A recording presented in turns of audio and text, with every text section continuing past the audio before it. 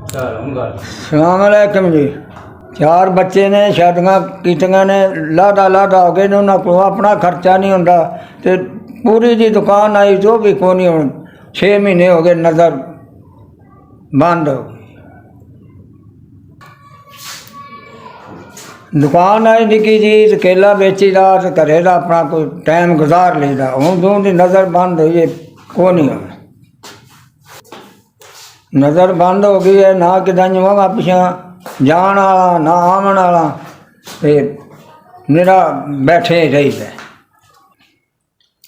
इन्ने पैसे भी नहीं जे डॉक्टर नूं किरे चेक ही करावां ते अल्लाह ताला करे ते नज़र फर्क आवे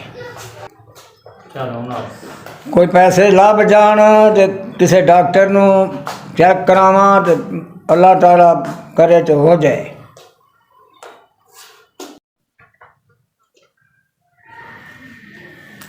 जिन्होंने भैन भरावां मेरे गए कल्ले ने 5000 रुपया उन्होंने जिंदगी हो चला बच्चों च बाद रहन अल्लाह सुखी रहन अल्लाह उन्होंने दिता कबूल पावे।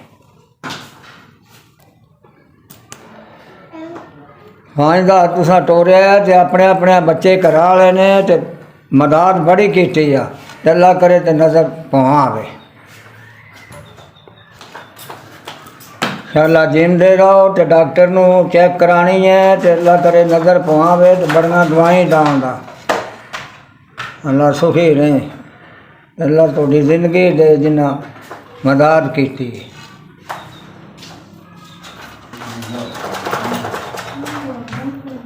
अल्लाह जिंदगी दे तो अल्लाह करे खैर करे दवाई लैनियां जे तो दवावां ही देनियां ने तो जिन्ना इतना मदद की है तो अल्लाह बाले बाले रंग लाए।